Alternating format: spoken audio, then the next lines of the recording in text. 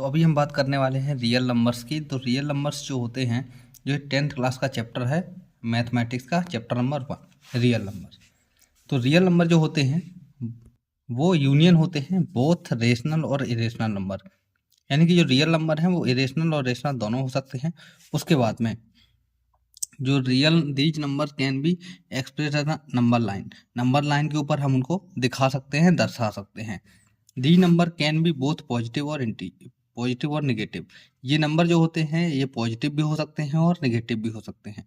ठीक है, जैसे यहाँ पे आप देखिए एक नंबर लाइन है, यहाँ पे 0 है, ये निगेटिव में भी है, पॉजिटिव में भी है, ये है, ये देखिए आप यहाँ पे √3, 3/2 और जो है √5 पाई, ये सब क्या है, ये रियल नंबर्स हैं। जो रियल नंबर्स होते हैं वो कितने दो तरीके के होते हैं, एक होते हैं रेशनल और एक इरेशनल। अब जो फंडामेंटल थ्योरम है अर्थमेटिक की वो क्या कहती है, every composite number can be written as a product of prime in one and only one way. जो कंपोजिट नंबर है उसको हम प्रोडक्ट के फॉर्म में लिख सकते हैं। कौन से प्रोडक्ट होंगे, प्राइम्स के प्रोडक्ट होंगे। किस तरीके से होंगे, जैसे यहाँ पे देखिए एक एग्जांपल है 66 और 420 का। 66 का देखें तो इसके हम जो फैक्टर करेंगे, प्राइम फैक्टर करेंगे, तो यहाँ पे 2 से इसको डिवाइड करेंगे तो 33 आएगा, 33 को 11 से करेंगे तो 11 आ गया, 2 3 11। ये क्या है, जैसे यहाँ पे देखिए 66 के जो फैक्टर हैं प्राइम फैक्टर 2 3 11, ये प्राइम फैक्टर हैं। तो प्राइम फैक्टर के प्रोडक्ट के फॉर्म में हमने 66 को जो है लिख दिया है तोड़ करके। इसी तरीके से 420 को भी हमने यहाँ पर लिख दिया है। तो आपको ये समझ में आ गया होगा कि कंपोजिट नंबर को हम प्राइम फैक्टर के प्रोडक्ट के फॉर्म में लिख सकते हैं। तो यहाँ पर इसी तरीके के जो आपको सवाल मिलेंगे आपके चैप्टर में एचसीएफ और एलसीएम निकालने के लिए प्राइम फैक्टराइजेशन मेथड से। तो जब आप एलसीएम एचसीएफ निकालोगे, जैसे यहाँ पे एलसीएम निकालना है 66 और 420 का, तो हम सबसे पहले हम इसका क्या करेंगे, हम फैक्टर करेंगे। जब फैक्टर करेंगे तो हमको यहाँ पे एक संख्या मिलेगी, और जब हम फैक्टर करेंगे तो किस तरीके से, देखिए 66 और 420 है, तो यहाँ पे 2 की पावर जो है 2 आएगा, 3 × 5 × 7, और तो हम यहाँ पे क्या करेंगे, सबसे पहले जिसकी पावर सबसे ज़्यादा होगी उसको लेंगे। जैसे दोनों साइड में देखेंगे 2 की पावर सबसे ज़्यादा कहाँ है, तो नीचे है, तो यहाँ पे हम 2 × 2 ले लिया हमने। इसी तरीके से 3 देखो, यहाँ पे भी एक 3 है, यहाँ पे एक 3 है। अगर यहाँ पे अगर इन केस 2 3 होते, यानी 3 × 3 होता, तो हम यहाँ पे 3 × 3 लिखते, और यहाँ पे अगर 3 × 3 × 3 होता तो इस वाले को हम लिखते 3 बार। ठीक, तो हमको ज़्यादा बार जहाँ जहाँ आया है उसको लिखना है लाइन से, 2 3 5 7 और फिर 11। तो हमने ये यहाँ से देख करके इनको हमने यहाँ पे लिखा, और उसके बाद में ये हमारा आंसर आ गया।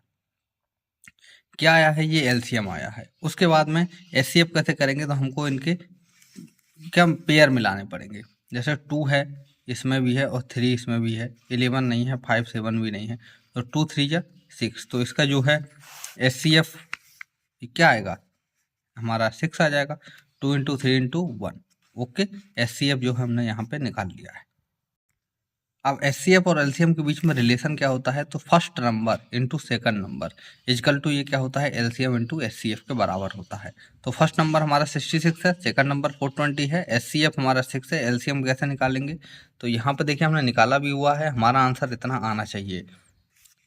कैसे करेंगे, तो यहाँ पे देखिए first number into second number 66 × 420 is equal to 6 × LCM.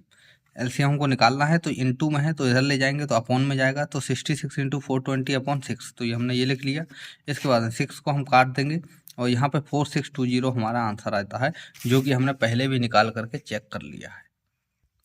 अब और यहाँ पे आपको किस तरीके के सवाल मिलेंगे, आपको और सवाल मिलेंगे, वो मिलेंगे जैसे √2 है उसको इरेशनल आपको बताना है कि ये इरेशनल है, इसको प्रूव करो।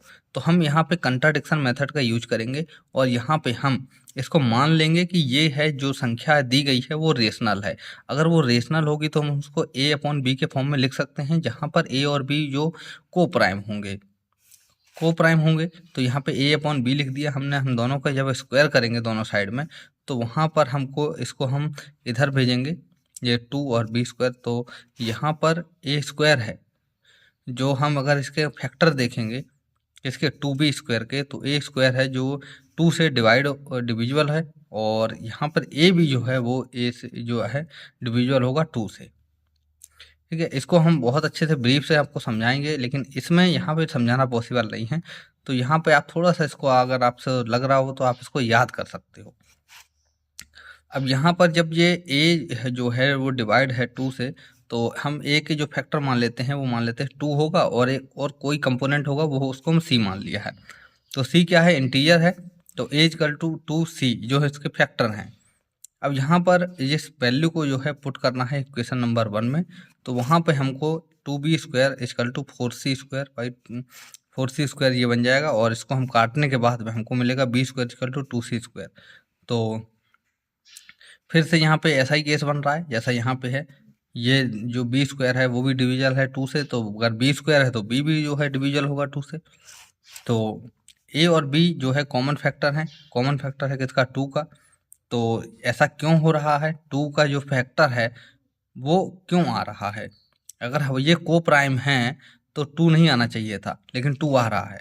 तो ये कंट्राडिक्शन क्यों आ रहा है, क्योंकि हमने जो है गलत एजम्पशन कर लिया था, रॉन्ग एजम्पशन कर लिया था शुरू में ही ऊपर साइड में, तो इस वजह से आ रहा है। तो इसका मतलब ये है √2 जो है क्या है, इरेशनल है। अब नेक्स्ट पार्ट में करेंगे एक्सरसाइज 1.1 को। अभी ये इस वीडियो को हम यहीं पे रोक देते हैं, पॉज कर देते हैं। आप जाइए एक बार खुद ट्राई करिए, फिर आप यहाँ से आंसर देख करके इसको ट्राई कर सकते हैं।